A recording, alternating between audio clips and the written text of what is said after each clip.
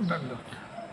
चैतन्यानुभूती जीवी बीजभूत अयोध्यासे, जैसा ओट विजय ओटासे. माय बाबा, हे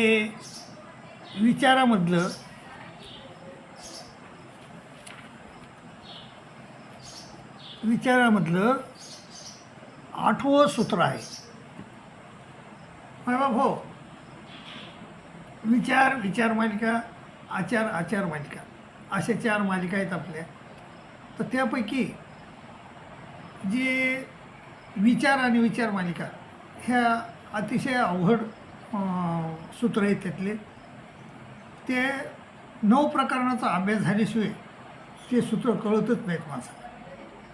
आणि ते सूत्र कळावा, 9 प्रकरणाचा अभ्यास व्हावा म्हणून तुमच्यासाठी मी एक ब्रह्मविद्येचे गमक नावाचं पुस्तक लिहिलं आहे.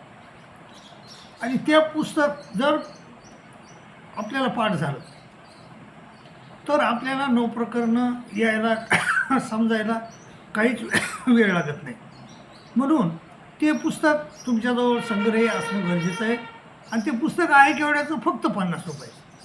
ते पुस्तकामध्ये मी काय लिहिलं आहे की जे अवघड शब्द आहेत, आत्मोपास्ती म्हणजे काय, भक्ती म्हणजे काय, याग म्हणजे काय, तीर्थ म्हणजे काय, क्षेत्र म्हणजे काय, हे सगळ्या गोष्टीचा उहापोह मी त्याच्यात केलेला आहे. आणि त्यामुळं आपल्याला हे 9 प्रकरणं कळायला सोपी जातात. आता हे झालं, 9 प्रकरणं कळालं की तुम्हाला विचार मालिका, आचार मालिका हे कळतात. पण तरीही विचार आणि विचार मालिका हे थोड्या अवघड आहेत दोन्ही मालिका. तर त्या मालिका तुम्हाला सोप्या व्हावं आणि तुमच्याजवळ त्या मालिकेचा अर्थ तुमच्या एका छोट्या पुस्तकात तुमच्याजवळ राहावा म्हणून तुमच्यासाठी मी हे विचारधन नावाचं पुस्तक लिहिले. आणि त्या विचारधनमध्ये विचार आणि विचार मालिका दोन्ही मालिकेमधले सूत्र, त्या सूत्राचा अर्थ मी याच्यात लिहिलेला आहे. आजचा जो आहे तर आज काय लिहिले, काय आहे सूत्र आपला? चैतन्यानुभूती जीवी बीजभूत अयोध्यासे, जैसा ओट बीज ओटासे. जसं ओटाचं झाड असते आणि त्या ओटाच्या झाडाचं बी अतिशय छोटं असते, ते मोहरी एवढं असते. पण त्या मोहरीच्या एवढ्या झाडामध्ये, बियामध्ये सगळा ओट सामावलेला असतो. आणि त्याप्रमाणे चैतन्य मायाच्या प्राप्तीला तुम्ही गेले की तिथं अयोध्या म्हणजे मळ, तिथं झाकलेले असतात तुमचे मळ. आणि मग जसं ज्याप्रमाणे मग हा जो बी आहे, ही बी जर तुम्ही पृथ्वीवर टाकलं, जमिनीवर टाकलं, त्याच्यावर पाणी दिलं तर ते बियामधून वृक्ष वर येतो. त्याप्रमाणे आपला ज्यावेळेस तुम्ही याला जाता, चैतन्य प्राप्तीला जाता, आणि चैतन्य प्राप्तीला गेल्यानंतर तुमचं फळ संपन्न 1 कोटी वर्षाचं फळ येते. चैतन्य प्राप्तीचं फळ 1 कोटी वर्षाचं आहे. तर ते फळ संपल्यानंतर तुमची तिथून च्युती होते त्या फळातून. आणि च्युती झाल्यानंतर तुमचे जे झाकलेले मळ पुन्हा प्रकाशतात.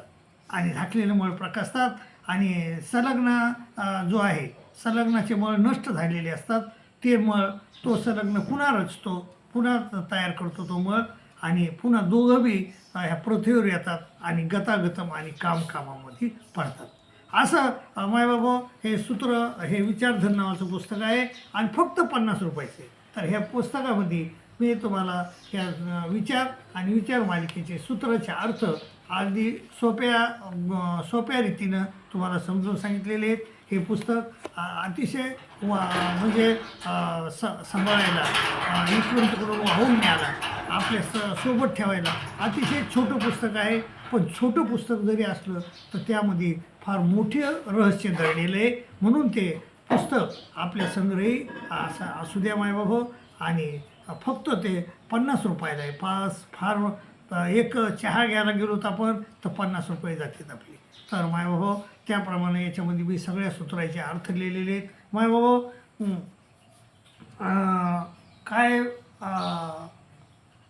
चैतन्य मायेच्या मळाचं नाव आहे आद्यमळ. चैतन्य मायेच्या मळाचं नाव आद्यमळ आहे. चैतन्यमायाच्या पिंडस्थीचं नाव आहे संलग्न, चैतन्यमायाच्या ब्रह्मांडस्थीचं नाव आहे चिजड आणि चैतन्यमायाच्या विद्येचं नाव आहे शुद्ध शांभविद्या. तर ह्या शुद्ध शांभविद्याचा संचार कोण करते? तर ह्या शुद्ध शांभविद्याचा म्हणजे मायाच्या विद्याचा संचार ईश्वर, चिजड आणि विद्यावंत करतात. कोणाला करतात? कोणाला बी करतात का? नाही.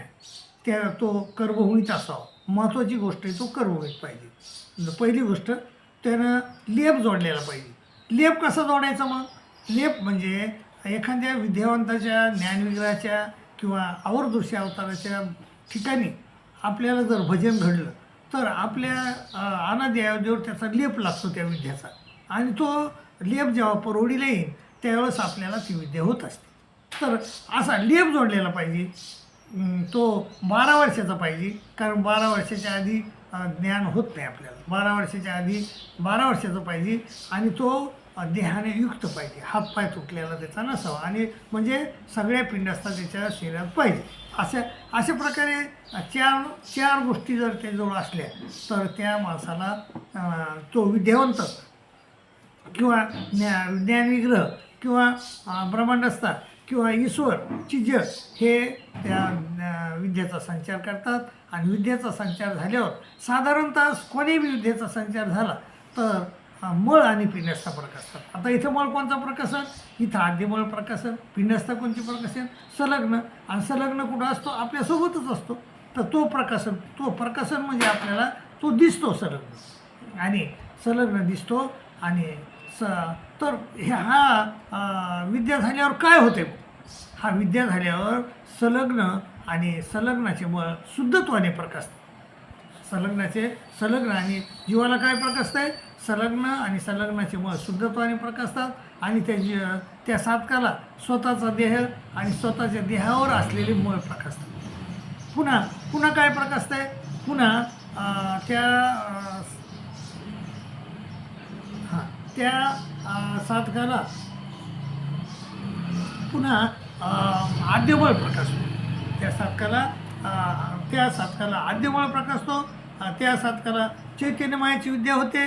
त्या साधकाचे आद्यबळाव्यतिरिक्त सर्व मळ झाकले जातात. आणि तो साधक संलग्नाला आद्यबळाद्वारे पाहू शकतो. आता हे झाकले जातात म्हणजे ते म्हणजे असे नाहीसे नष्ट होत नाहीत. जसे संलग्नाचे मळ नष्ट होतात तसे जीवाचे मळ नष्ट होत नाहीत, ते झाकले जातात. आणि त्याचमुळं सर्वज्ञ म्हणले की चैतन्यानुभूती जीव बीजभूत अविद्या असे.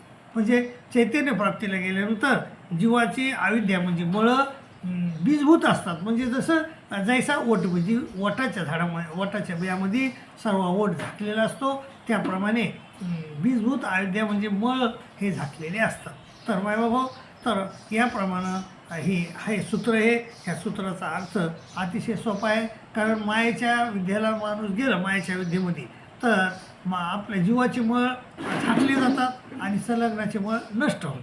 आणि मग झाकले जातात. त्याचमुळं सर्वज्ञ म्हणतात की चैतन्यानुभूती म्हणजे चैतन्य प्राप्तीला गेल्यावर जीवाची बीजभूत अविद्या असे. अविद्या म्हणजे मळं बीजभूत असतात. कसे असतात बीजभूत? तर जैसा ओट म्हणजे ओट असे. ओटाच्या झाडामध्ये जसा ओठाच्या बियामध्ये सगळा ओट साकोपसाकी सामावलेला असतो, आणि भूमीचा आणि पाण्याचा योग आला की तो झाड बाहेर येतं आहे आणि मग प्रवाहाते पावते म्हणजे मोठं होते.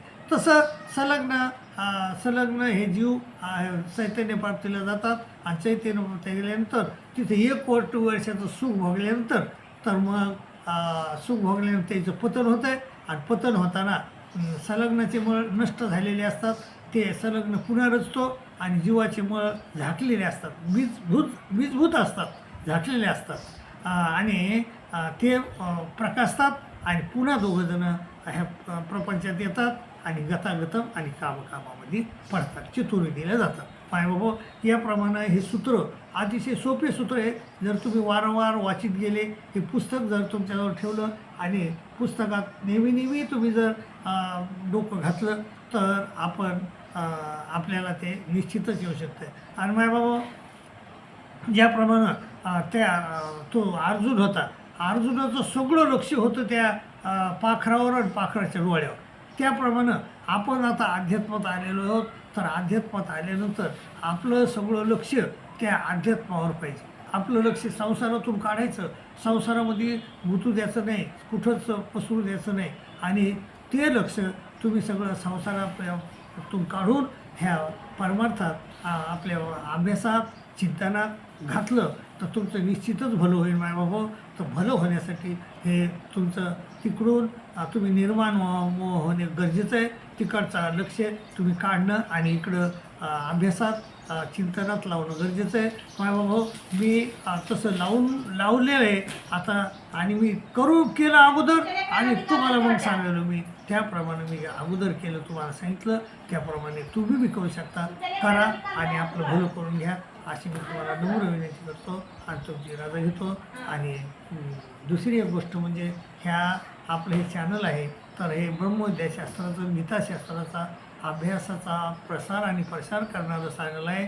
याला सबस्क्राईब करा, लाईक करा, शेअर करा, अशी नम्र विनंती करतो आणि तुमची रजा घेतो.